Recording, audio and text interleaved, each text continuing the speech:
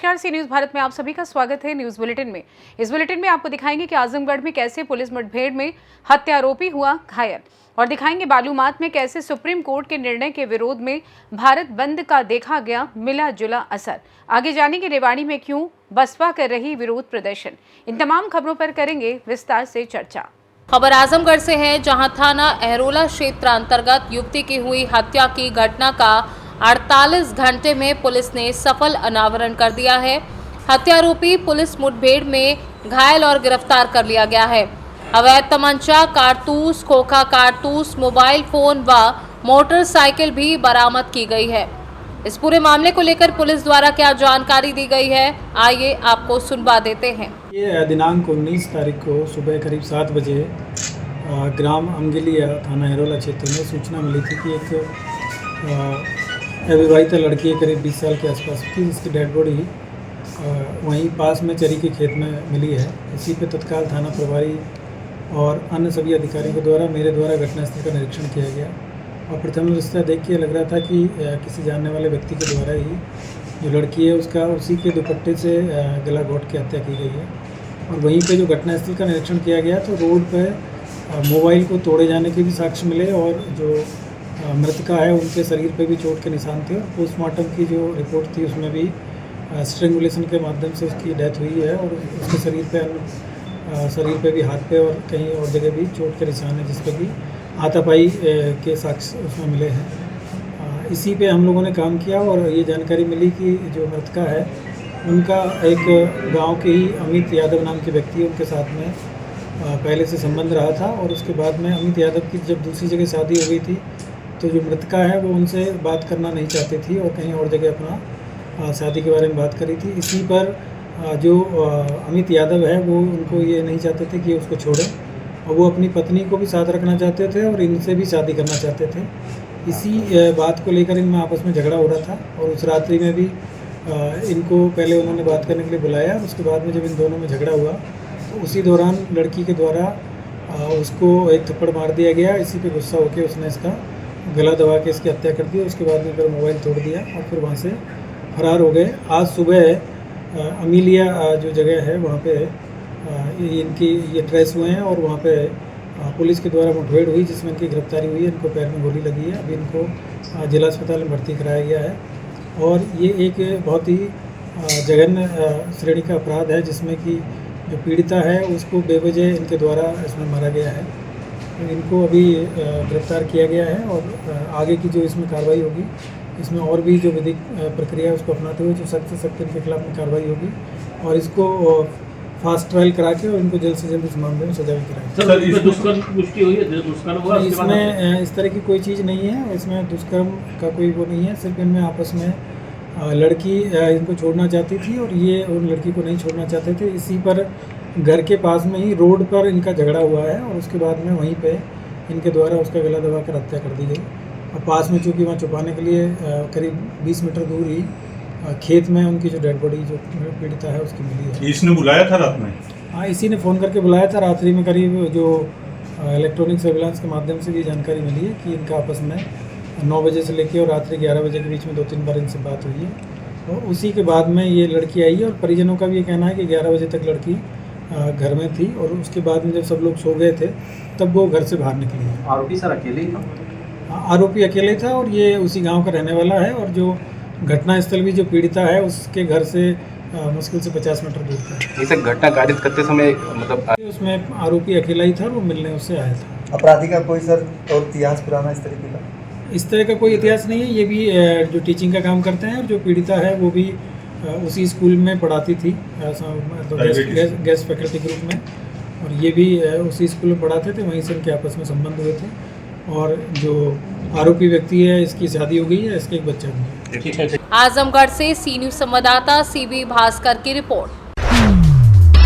आज आजमगढ़ जिलाधिकारी विशाल भारद्वाज व पुलिस अधीक्षक आजमगढ़ हेमराज मीना द्वारा शिबली कॉलेज और डीएवी कॉलेज तथा अन्य सेंटर पर उत्तर प्रदेश पुलिस आरक्षी भर्ती परीक्षा के पूर्वाभ्यास का निरीक्षण कर संबंधित अधिकारियों कर्मचारियों को अपूर्ण व्यवस्था को जल्द से जल्द पूर्ण कर चुस्त दुरुस्त व्यवस्था करने के लिए आवश्यक दिशा निर्देश दिए गए। आजमगढ़ से सी न्यूज संवाददाता सीबी भास्कर की रिपोर्ट। सुप्रीम कोर्ट द्वारा अनुसूचित जाति व जनजाति आरक्षण में क्रीमी लेयर पर दिए गए फैसले के खिलाफ SC/ST संगठनों के द्वारा भारत बंद के आह्वान का बालूमाथ समेत आसपास के क्षेत्रों में मिला जुला असर देखने को मिला। झारखंड की सत्ताधारी इंडिया गठबंधन के घटक दल झामुमो, कांग्रेस, राजद, लेफ्ट पार्टियों के अलावा आजसू, JB, KSS, बसपा के समर्थक व कार्यकर्ता सड़कों पर उतरकर बंद को सफल बनाने का भरसक प्रयास किया। बुधवार को आरक्षण बचाओ संघर्ष समिति द्वारा आहूत भारत बंद को लेकर हाई स्कूल अंबेडकर नगर से रैली निकाली गई, जो टमटम टोला, थाना चौक, शहीद चौक होते हुए प्रखंड कार्यालय पहुंचकर वापस शहीद चौक से समीप समापन रैली का समापन किया गया। वक्ताओं ने कोटे के भीतर कोटे को लेकर सुप्रीम कोर्ट के फैसले को गलत बताया है। भारत बंद के मद्देनजर बालूमाथ थाना प्रभारी विक्रांत कुमार उपाध्याय के नेतृत्व में पुलिस प्रशासन ने सुरक्षा व्यवस्था के चाक चौबंद इंतजाम किए थे। उद्देश्य है कि माननीय उच्च न्यायालय भारत सरकार द्वारा ST/SC आरक्षण में वर्गीकरण करने का दुस्साहस किया गया है, जिसके विरोध में आज हम लोग अंबेडकर चेतना मंच बालूमाथ के बैनर तले ये बंदी का आयोजन किए थे और यह बंदी हम लोग का सफल रहा। संविधान और आरक्षण के जो मामला है, क्रीमी लेयर जो संशोधन किया जा रहा है, उसमें हम लोग एकजुट होकर पूरे भारत देश आज 21 तारीख को हम लोग बंदी रखे हैं। बंदी का कारण है कि आरक्षण में किसी तरह के कोई छेड़छाड़ न करें, अन्यथा बाद होकर उग्र आंदोलन करेंगे और किसी तरह आरक्षण में छेड़छाड़ नहीं होगी। बालूमाथ से सी न्यूज संवाददाता मोहम्मद अरबाज की रिपोर्ट। कैमूर जिले के खनाव गांव में श्रीमद् भागवत कथा ज्ञान महायज्ञ का कलश जल भरी यात्रा में हजारों श्रद्धालुओं की भीड़ उमड़ पड़ी।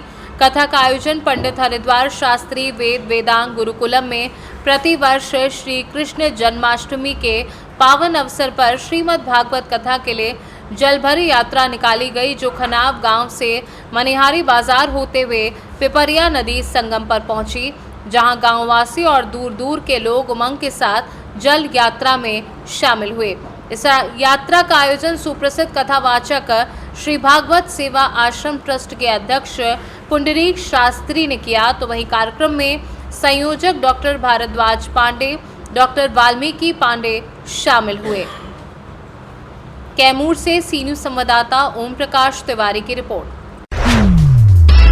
आरक्षण में उपवर्गीकरण और क्रीमी लेयर लागू करने को लेकर रेवाड़ी में बसपा का जबरदस्त विरोध प्रदर्शन देखने को मिला।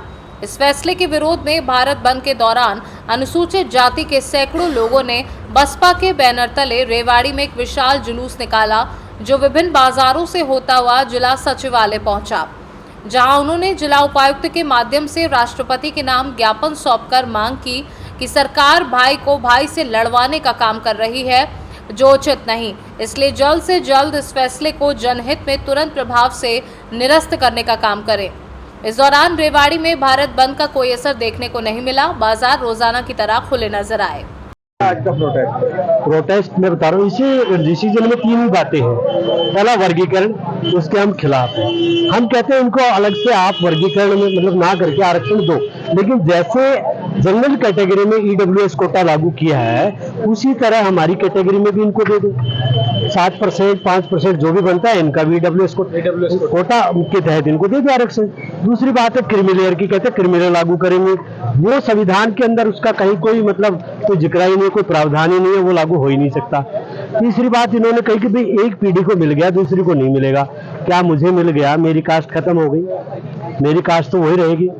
तो जब तक जाति रहेगी, यानी कहने मतलब जब तक कास्ट सिस्टम रहेगा तब तक आरक्षण रहेगा। लेकिन सवाल तो सबसे बड़ा ये है कि कोर्ट से न्यायालय से ऊपर कौन हो सकता है? सर कोर्ट में पीछे भी आदेश आए थे, कोर्ट में भी जो जज बन रहे हैं इनका कोई सिस्टम है, कॉलेजियन सिस्टम है, उसका बाप जज वो सिस्टम चला आ रहा है। और उसमें इतने मतलब हमें इन्होंने जो डिसीजन दिया ना, उस पर हमें मतलब भरोसा यकीन नहीं है, गलत डिसीजन। पूरा परिचय दीजिए। मेरा नाम मोनिका मेहरा है। मैं सेवा स्तंभ से महिला विंग की प्रधान हूँ और आज हमारा पूरा समाज SC ST मिलके ये प्रोटेस्ट कर रहा है कि जो हमारे जो न्यायालय ने जो फैसला किया, हमारा वर्गीकरण किया, क्रीमी लेयर बनाई है, उसके खिलाफ हमारा प्रोटेस्ट है।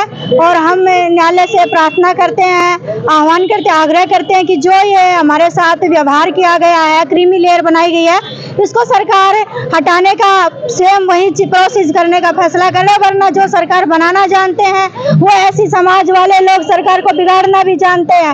और ST ST ने ये सरकार बनाई है तो अब की बार गिरा देगी। हम ये सरकार को चेतावनी देते हैं कि हमारे वाला जो पहले वाले रूल थे वही लागू किए जाए, वरना हम सरकार की ईट से ईट बजाने का काम करेंगे। और हमारा ये सरकार को चेतावनी है कि आगे हम ये काम विधानसभा के इलेक्शन में इनको करके दिखाएंगे। ये सुप्रीम कोर्ट का फैसला है, इसको नहीं, सुप्रीम कोर्ट का फैसला है ये सुप्रीम कोर्ट को पावर ही नहीं। संविधान का छेड़छाड़ कैसे कर सकते हैं?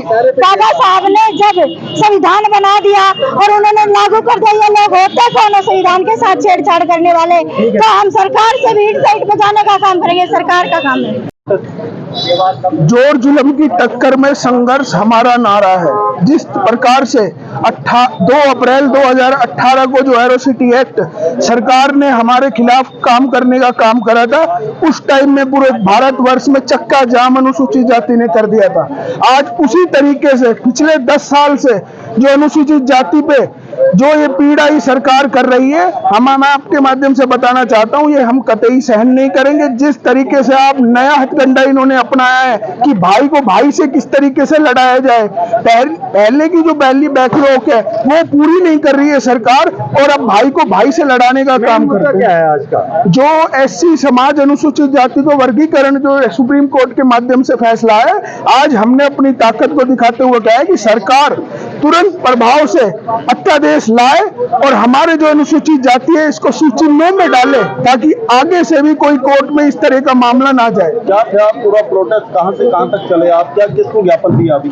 आज श्री गुरु रविदास मंदिर से अनुसूचित जाति की सभी और भी समाज के 36 बिरादरी के लोगों ने आज समर्थन करा है, और सारे समाज के लोग वहां इकट्ठा होकर पैदल मार्च हम स्टेशन रोड से नाईवाली चौक भाड़ावास गेट से होते हुए मिनी सेक्रेटरीट में आज आए और DC साहब के मार्फत से राष्ट्रपति के नाम आज ज्ञापन सौंपा है। आज हमारा ज्ञापन SDM साहब रेवाड़ी ने लिया है। रेवाड़ी से सी न्यूज संवाददाता चैन सिंह की रिपोर्ट। फिलहाल न्यूज बुलेटिन में बस इतना ही। देश दुनिया की तमाम खबरों की जानकारी के लिए आप देखते रहिए सी न्यूज भारत। हर खबर आपके साथ, आपके हाथ।